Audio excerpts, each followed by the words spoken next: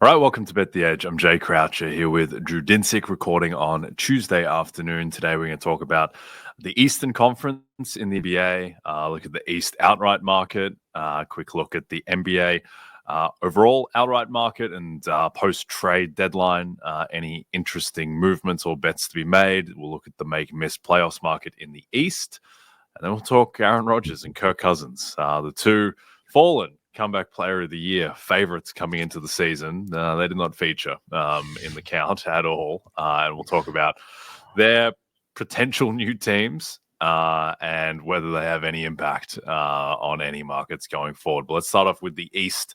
Drew, I'll ask you the same question that I did about OKC, but about the Celtics. Would you take the Celtics over the field in the East? Oh my gosh, so close. This is the time of year I'm doing a sincere amount of, really trying to think through what kind of playoff rotations we're going to see, try to come up with minutes projections on what these playoffs are going, teams are going to be, and thinking hard about paths so that we can kind of take what we won/earned during the NFL season and put it to work with some of these futures to kind of position ourselves well. And I've been wrestling with this one for a while. My playoff rating for the Celtics is just under plus 10. This is assuming that you are going to have 40 minutes from Tatum, Brown, and White, something like 25 from Porzingis, 25 from Drew Holiday, and then a smattering of minutes from Al Horford, Luke Cornett, Peyton Pritchard, and Sam Hauser. That is a little bit under where I was with the Celtics this time last year because of downgrades to player ratings, particularly for Drew Holiday. The redundancy you had with Holiday and White last year was it was confidence building. The fact that the Celtics had been to the finals 2 years before and were being a little bit underrated by the market, I felt like was confidence building. And this year there is a potential boogeyman in the division with the way that the Cleveland Cavaliers are constructed roster wise. I think the move for DeAndre Hunter, when it hit the wire for the Cavs, kind of shrugged. It's like, whatever. I guess they got a wing now. Okay. I feel like, but kind of seeing them play and particularly seeing them, how that group fits, it's impressive. And obviously I went hard against I think we talked about this on our show. I'll say we did. We definitely talked about it in person. I had the Celtics against the Cavs, as small favorites last week. And I think my takeaways from that game were largely just, okay, yeah, Cleveland still has some room. There's still a gap here. There's still some room to make up.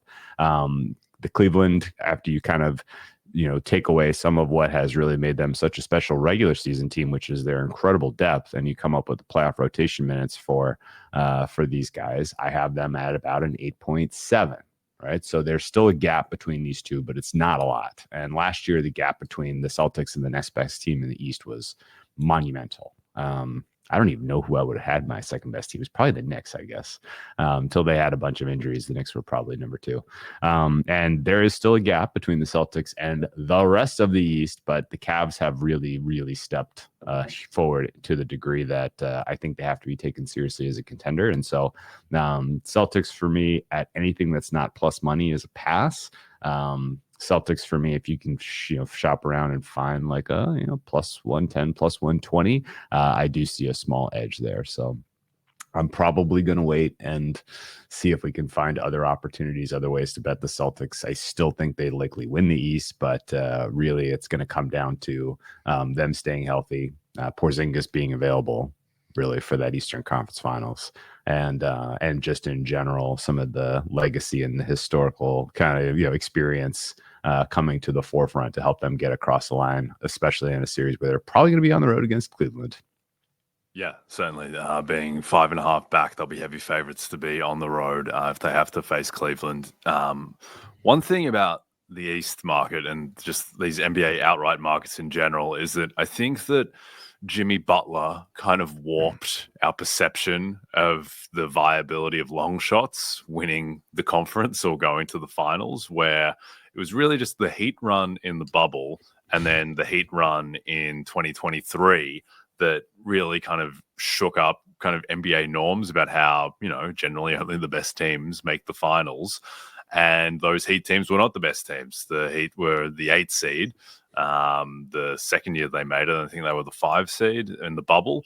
But the thing with those two runs is that one, the first run was in the bubble where it was just extremely weird circumstances and you're playing with no fans and it was just obviously a very weird overall context. And in the second run, the Heat needed Giannis and Tatum to get hurt to make the finals. Like I don't think they win that series against the Bucks if Giannis doesn't get hurt in game 1.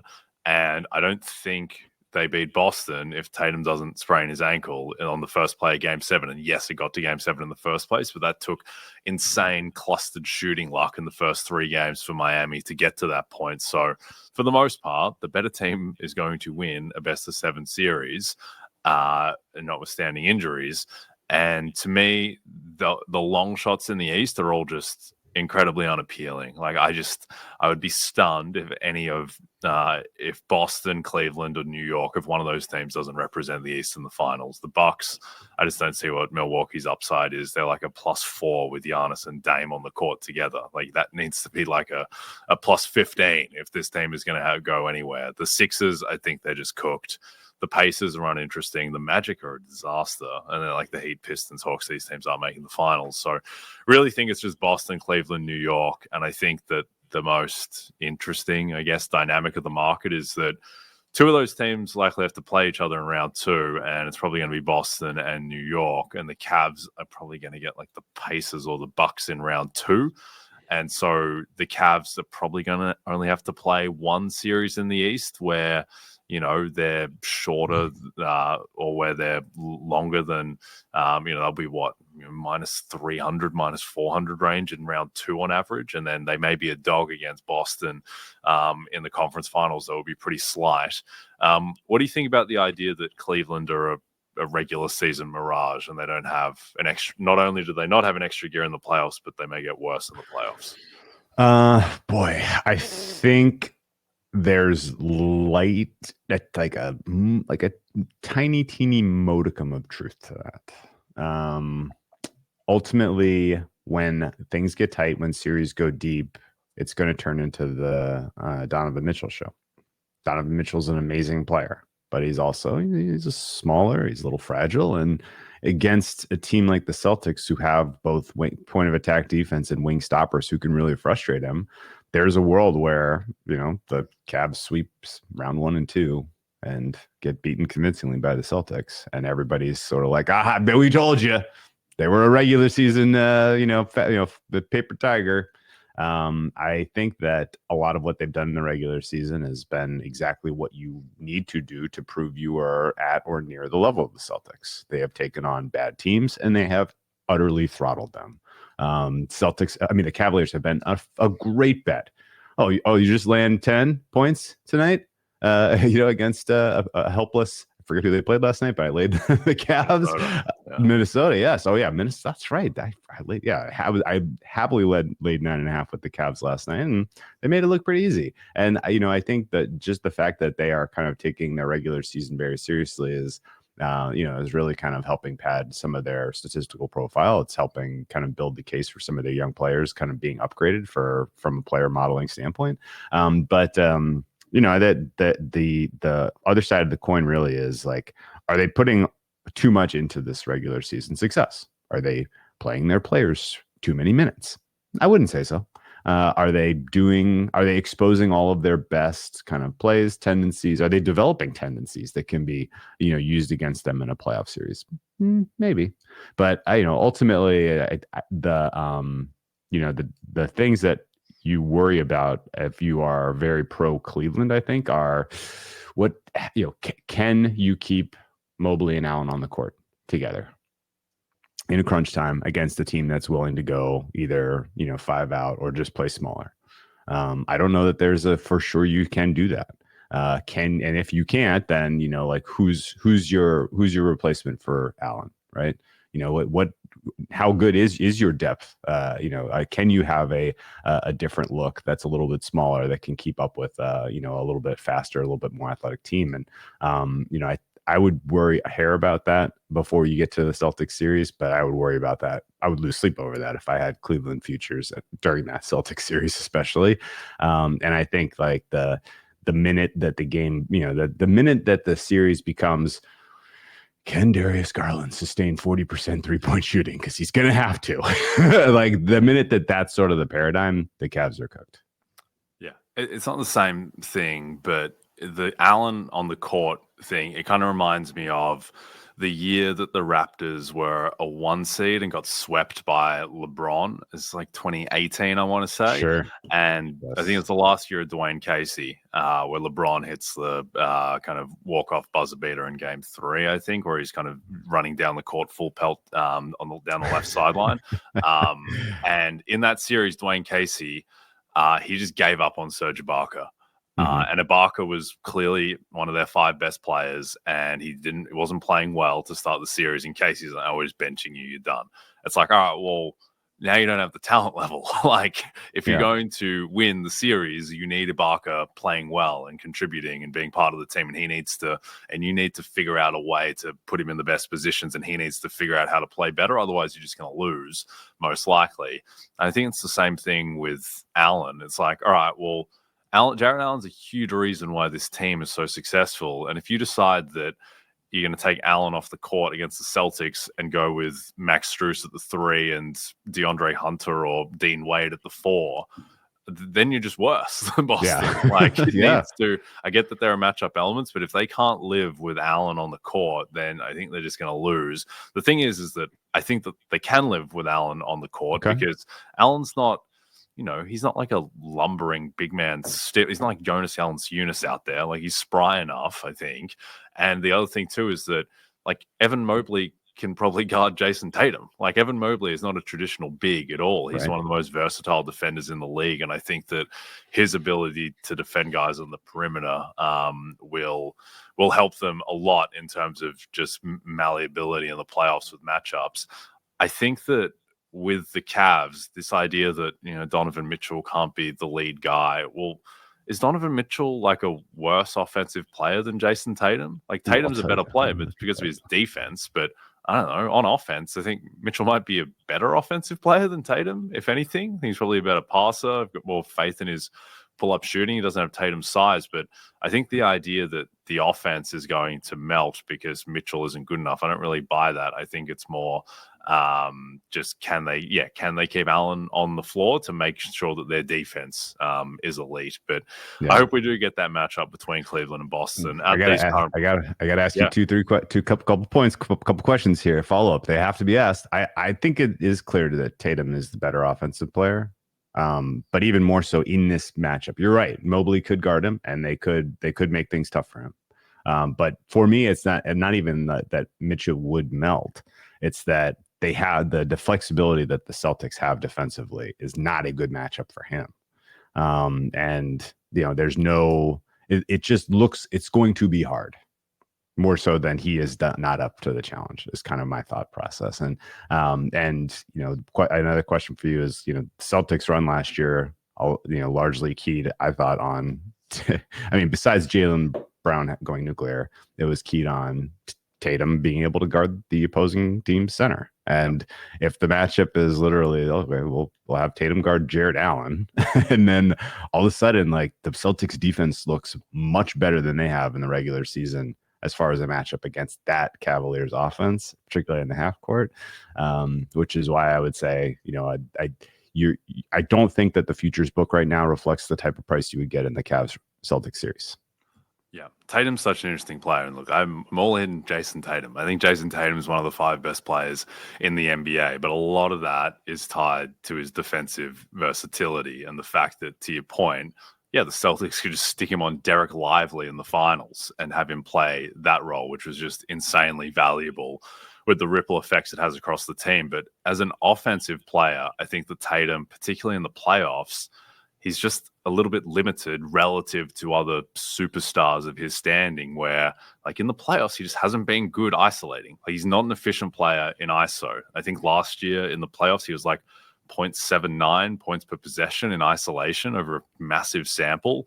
3 years ago, the first run to the finals, he was, I think, 0.75. He's better in the in between year. But like, if he's just going to shoot in the playoffs like 30% on these step back threes, and he's not a great passer, and yeah, he gets to the line, but he doesn't get to the line at like a James Harden Houston rate or anything crazy. Like, I just don't think that he is an outlier, amazing, superstar offensive player. I think the whole package of Tatum is clearly a superstar player, but offensively, I do think that it's someone who's bet a lot on Jason Tatum over the journey. You get very frustrated with Tatum watching some of his decision making, particularly when he settles for the pull up three early in the clock. But yeah, it'll be interesting seeing Mitchell. Like, Mitchell has had these massive playoff explosions over the years. As much criticism as there is of Mitchell, his bubble performances were legendary. He had some huge games against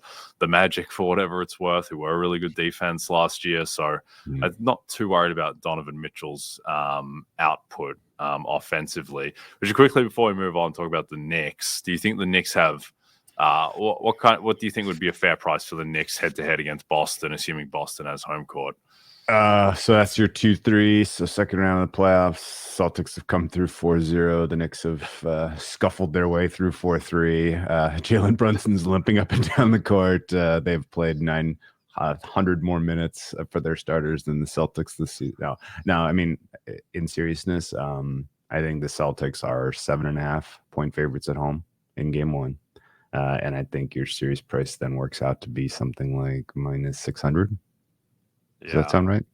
I would have this be a little bit more bullish on the Knicks, but not a ton. I would think it's like a 77-23 type of series where the Celtics are, materially favored, but not a complete walk in the park. Also, given that like Tibbs has only got like 6 players or whatever. Well, he's only going to play 6 players in these playoff series. And I think it helps the Knicks that they would get Boston in round 2, where it's just like one fewer round potentially of, attrition, and their players just completely burning down with the minutes totals. I think it also helps the Knicks that round 1, whoever their opponent is, if we assume that the Bucks are probably going to stay in the 4-5, and like the Knicks, they get to play like the Pistons or the Heat or something in round 1. Like that should be a walkover. Yeah, that's a fair point. Yeah, that should be 4-1. So yeah, we'll see. The Knicks, they do have, I think, some pretty high end outcomes, which is how good the offense is. It just feels like they won't be able to stop Boston whatsoever. But if Porzingis is hurt, which he is prone to, then that series, I think, that is very even. That might even shift towards being a pick if Porzingis is not out there, because then I think the talent gap is very minimal, if any at all. Okay, before we go to miss playoff markets, the Premier League returns this weekend as Everton attempts to win its 4th straight match when they face Crystal Palace. Coverage begins at 12:30 p.m. Eastern on NBC and Peacock. Okay, the bottom of the East, Drew. It's not great. The Pistons have a real chance to be the 6th seed. I think the most interesting team, and they get progressively less interesting by the day, but the Sixers, plus 165 to make the playoffs. They're minus 200 to miss. Do you have any lean there? As Joel has been putting up counting stats, but not really having the impact. And it's just gray clouds swirling around his knee. Yeah, what was the latest blurb that hit the wire? He will likely need surgery again at some point. Not great. That's ominous. Yeah, it's a bummer too, because I would have liked to have seen these guys at least kind of find their footing at the end of the season to make something interesting. If for no other reason than just the play-in games in the East are going to be a real tough hang. My kind of current, I actually have a 10% chance that the Sixers don't even make the play-in. Which is a sad state of affairs. But I think, it's pretty clear that right now, high likelihood that Miami gets in for me. High likelihood that Milwaukee is effectively, I would be pretty shocked if they slide to the degree where they are in the 7 or 8. I think they finish 4, 5, 6, somewhere in there.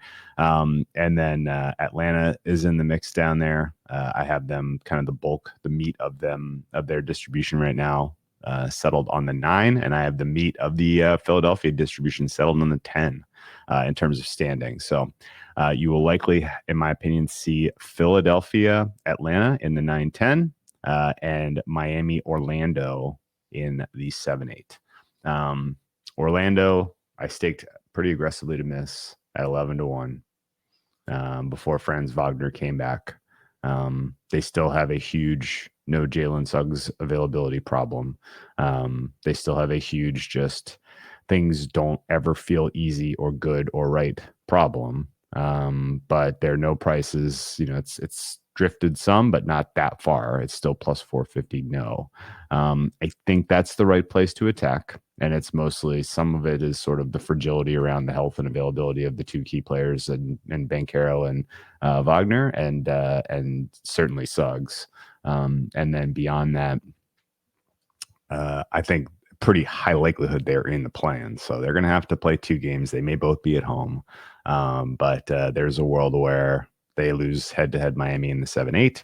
And then Philadelphia is playing a little bit better or is a little bit closer to full strength and comes and knocks them out in the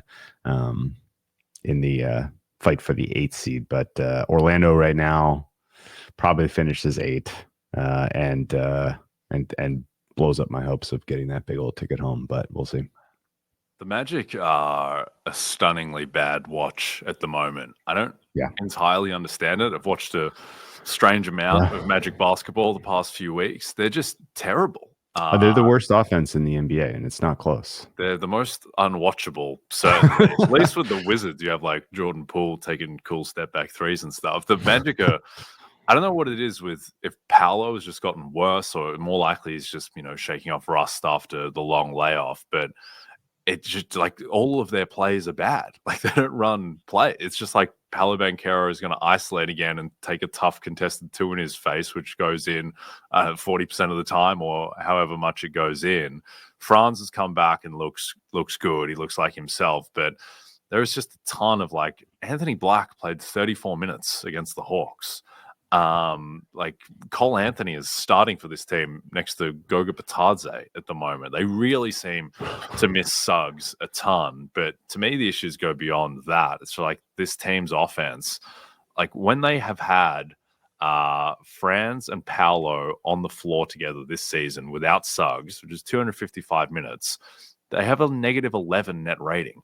And even if you just extract Suggs from that and just say the Franz and Paolo minutes together, 352 minutes for their 2 franchise cornerstones, negative 6.3 net rating. And there's not even that much. There's no, like they're shooting 33.2% from 3 in that times the team opponents shooting 35.6%. So slightly unlucky, but you probably expect to shoot 33% from 3 with the offense that they're conjuring up at the moment. So yeah, I don't know really where it goes from here with the Magic. This is a team that people thought would win, 50 games, that was going to take a step up from being, I think were they a 4 seed last year? Like this is just all gone. It is just all melted. And yeah, do you think that Suggs coming back turns it around for them, or is this just kind of a terminal diagnosis for their offense? I'll say Suggs coming back turns it around for them in the fall. I don't have any confidence that he's going to be game fit and game ready, considering the litany of issues that he's going through right now physically. It just seems like this is a lost season for him. It feels like this was a lost season for Paolo. I don't know what it was, but because he looked sharp as can be in that first handful of games where we saw him this year, and with Franz taking like the most improved player step forward until he got hurt, combined with what you were getting from Banchero, it was like, whoa, Magic, look out. 3rd best team in the East, maybe. And now I'm feeling like, no, very clearly 8th best on a good day. And it's all because of the defense. Most unwatchable offense, I think, is the right qualification. Technically, worst offensive rating for the Wizards. Technically, I would have the Brooklyn Nets right now as the worst generic points for offense. But it is an absolute grind. They just don't have any easy buttons at all. And Banchero does look to have taken a step back, most notably on offense. It's they win ugly or they win not at all. And I think the fact that there was not a big wave of response as they got those two players back healthy is a massive warning sign. Yep. The things are so dire with the Magic that the Miami Heat are minus money to win the Southeast Division. And the Heat are not very good. Let me tell you, someone who's watched a lot of Tyler Hero and Khalil Ware this season, like this team is, I mean, they're fine. Like they play hard. They have, the Hero has been phenomenal. Bam has turned it around a little bit, but like you start the season again, I think that's a 500 team, and they're probably going to be a 500 team this year, and it doesn't feel like they should be minus money to win a division, which by definition means they finish above 4 other teams. Do you think that's right? Because we talked about this. I'm going to tell you, I can tell you the day. You know how I know the day is because I bet it on January 28th. I got Miami Heat 350 to win the Southeast. Should I sweat this, or is this good? I don't know what to do with the Hawks, who I thought would just evaporate once they, once Jalen Johnson went down, once they traded Bogdan and DeAndre Hunter, but they keep hanging around and they're right there. And they beat the Magic on Monday night, which is key to kind of get a leg up in the tiebreak. It's just like this team right now, the Hawks, the guys that they're playing, it's just like it really feels like they shouldn't be able to win the 41 games it's probably going to take to win this division. Like at the moment, like Onyeka Okongwu is starting at center, who is not the size of a center. Mohamed Gueye, who I'm not sure if I'm pronouncing that right. He is the starting power forward. Karis LeVert played 32 minutes against the Magic, who is now like probably their second offensive creator behind Trae Young. Terrence Mann, Vit Krejci, and Larry Nance Jr. are getting hurt. It just doesn't seem like it should be a very good team at all, but they are hanging around and they're 5-1 to win the division. I think my bet would still be the Magic at plus 150 with the hope that All-Star break gets Suggs right. They kind of figure out whatever is ailing the offense and they come out. And in theory, like a team that's still got Suggs, KCP, Paolo, and Franz as 4 of the top 5 guys. And, Jonathan Isaac probably closes as the 5th against a fairly favorable schedule. I still think that is going to get home in the end. So I'd probably get out of the Miami position, but you can't feel very good about the Magic right now, regardless.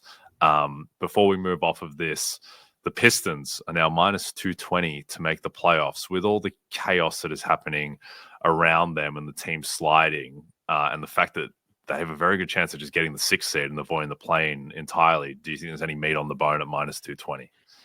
I've been thinking about it. I mean, they're a game clear right now of the play-in. They're a solid team now, particularly having added Schroeder, which I think they really needed. Yeah, it's just a guy who can, tie his shoes and create a little bit on offense. Honestly, just take a hair of the responsibility away from Maxey, because you watch Maxey, I mean, you watch him night in, night out. Kate. Yeah, you watch him night in, night out, and you're just like, what? Does he have this? Can he keep doing this? Right? Like at some point, there's concern that he just doesn't, that there's going to be a breakdown there. But yeah, I don't know, man. I mean, I'm waffling here largely because I want to be pro Pistons. I want to say, Malik Beasley is still a bet for 6th man of the year, that this is still a team that people are going to want to reflect positively on. But if they find themselves in the 7-8 and, this team is back against the wall against any team that either has elite defense or, kind of high upside offense, it's going to be pretty touch and go. Yeah. I mean, the thing is that they're just largely solid across the board, right? Like Cade is awesome. Osar Thompson is an incredible defensive player, and the defense has been solid overall. Like these guys, like Malik Beasley's been great. Tobias Harris has been solid enough. Schroeder is really going to help. Jalen Duren is fine. Tim Hardaway Jr. is not very good, and I don't know why they start him over Malik Beasley, but I'm happy that they do for the 6th man of the year market. But which we forgot to mention, DeAndre Hunter no longer a factor. I'm not He's sure. just starting. He's starting for the Cavs. He did start, but Strus was out, and Okoro and Wade were both out as well. So I think that need to see what their starting lineup is after the All-Star break when those guys are healthy. But regardless, I think DeAndre Hunter's going to struggle to win that if he's like 25 games off the bench as a Cav averaging 14 a night. Like, I'm not sure how that resonates, given that, 65% of his season was compiled on a Hawks team that he's no longer a part of. I think that he's going to have to play really well and have loud moments as a Cav off the bench to actually win the award. But I would say that he is less likely than Beasley to win the challenge. For the sixth man of the year voters listening at home, just a reminder: Peyton Pritchard was 2 for 9 from the field, 1 for 8 from 3 last night. Managed a whopping 5 points, but he made up for it with hustle with 10 rebounds and 8 assists. So let me say, I was watching that game too. He was really hunting for those rebounds. He got really upset when someone stole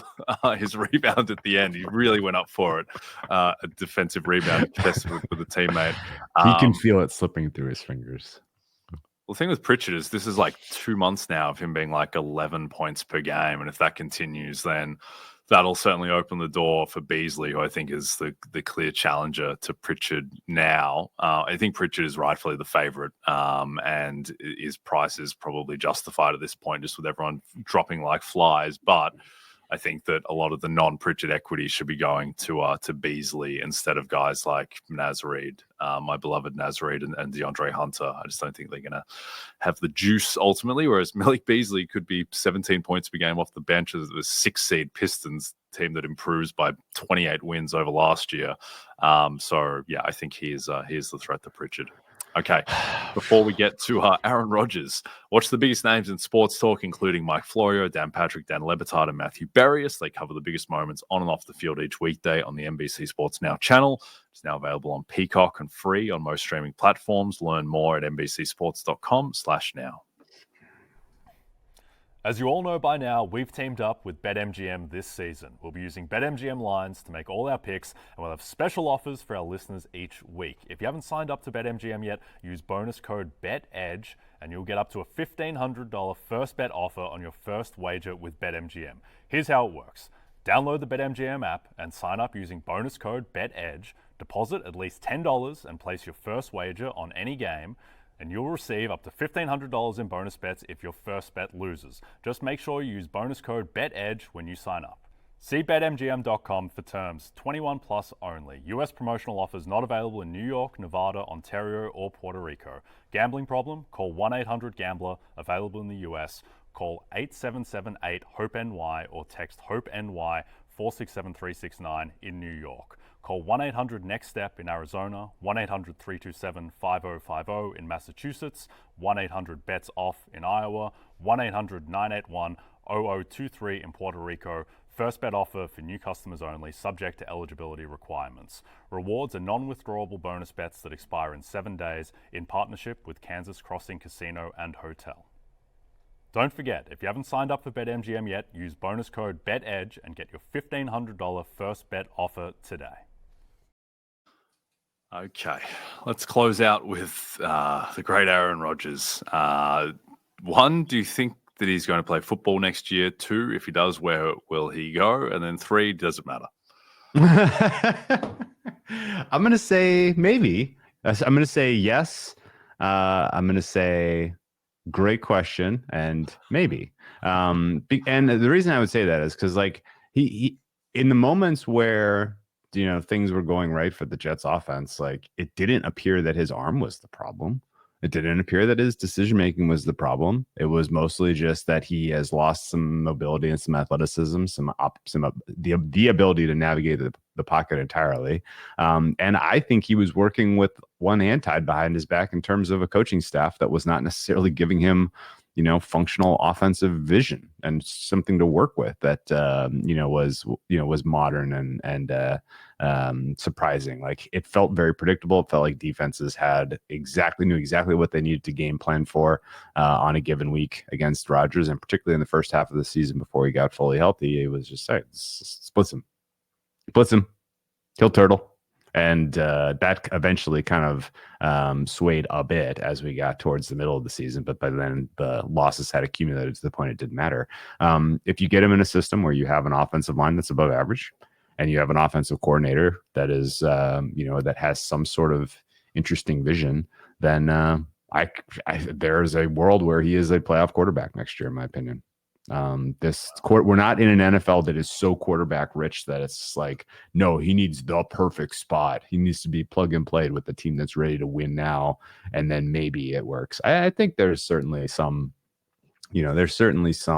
room, particularly in the NFC right now, where if you find the right fit, you could make something interesting happen. Now, that said, the teams with the good offensive minds and the good offensive lines either have their quarterbacks well figured out, or they are going to go to the draft looking for the next guy to build upon. So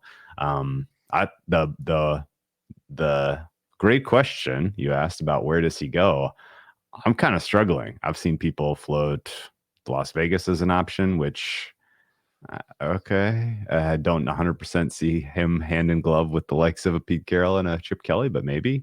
I also don't know that, they released the word and the commentary is that's now the Tom Brady show in terms of vision of building a team. And I'm not sure Tom Brady's vision is necessarily let's bring a whole Aaron Rodgers in here. I don't know that those guys ever really saw eye to eye, but what do I know? And, outside of Las Vegas, there's surely going to be a quarterback room that is needy in Cleveland. There's going to be a quarterback room that's needy in New York. Not the Jets, which will also be quarterback needy, obviously. But the Giants, that is. And, I think there's certainly kind of surprise candidates out there, too, that could step up to the table if, the teams sort of at the top of the draft either don't get the guy they covet or decide that this class is so weak that they want to see if they can bridge a year with the likes of an Aaron Rodgers or Kirk Cousins. I was surprised at Super Bowl week how many people were connecting the dots between the Cleveland Browns and Kirk Cousins. Yeah, what in the heck was that? Yeah. I was literally, I fell out of my chair. The third, fourth, fifth, sixth time I heard it, I was like, so this is just happening? Like, oh, okay. Maybe it's for leverage or something else, but whatever the case is, there's certainly going to potentially be a surprise suitor out there. And I honestly, I don't know if the opportunity doesn't manifest if Rodgers uses that as a reason to call it. But my sense is that the experience that he's had in New York has been unsatisfying, and it's also tough for me to see a world where Rodgers just goes and becomes a once a week on Pat McAfee show kind of guy in terms of the attention he's getting from the NFL. So I don't think it's over for him yet. Yeah, I think the thing with Rodgers is, one, I think he's just done. Watching him, particularly towards the end of the season, like he had the worst 28 passing touchdowns, 11 interceptions, or whatever the final stats were. He had the worst kind of that good of a TD and interception ratio season of all time. Like, he padded his stats a lot in that final game. Watching that game against the Bills in week 17 or whenever that was, he just looked completely done. He doesn't want to get hit. He just doesn't want to play in someone's system and do things that are not exactly his way. Doesn't want to run motion. He just wants to kind of see everything static lined up, check into his plays, his little flick of the wrist passes. And I just don't think that he is compatible with the NFL, particularly if he doesn't want to get hit anymore, which I think is a huge problem. And it felt like he was really kind of jittery all throughout the season with the Jets.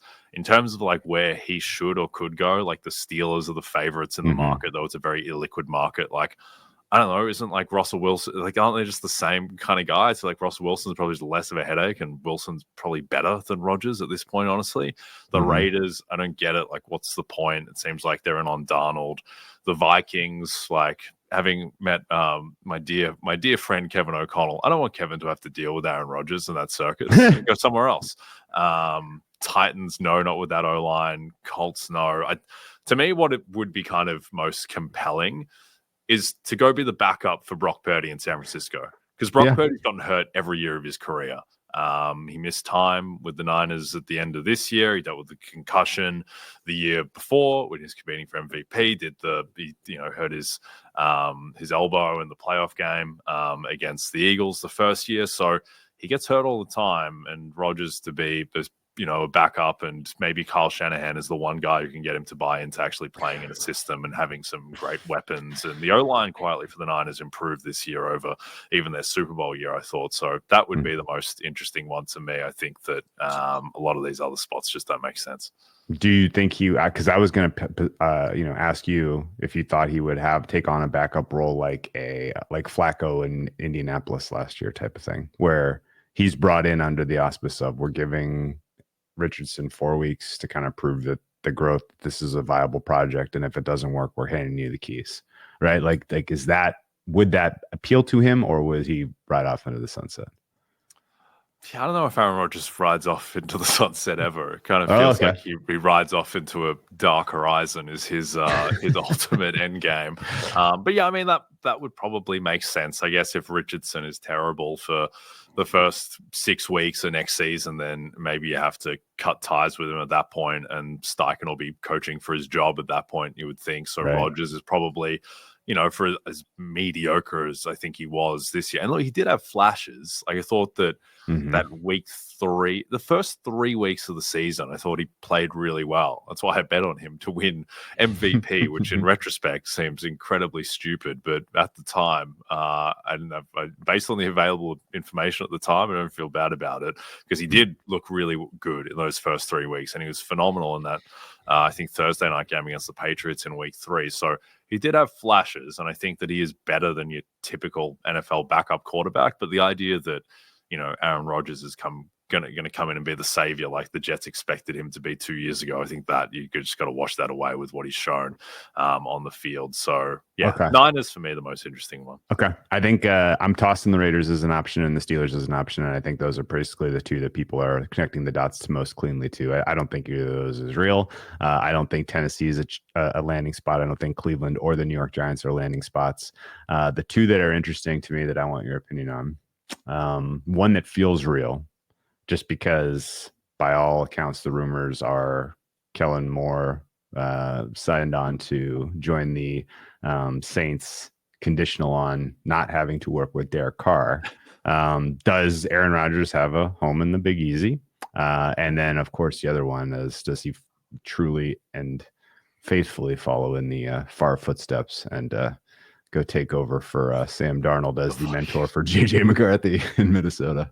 Does anyone want Aaron Rodgers as their mentor? I don't know. With the Saints, I mean, I guess that for him with, new coach, gets to throw to, Chris Olave and Rashid Shaheed. The O-line is a little bit suspect. At least he gets to play in a dome in a weak division.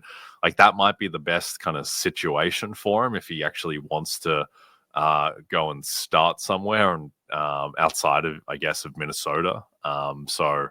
Yeah, with the Minnesota one, I just think it's like, are they just going to have J.J. McCarthy on the sidelines for the first 2 years of his career?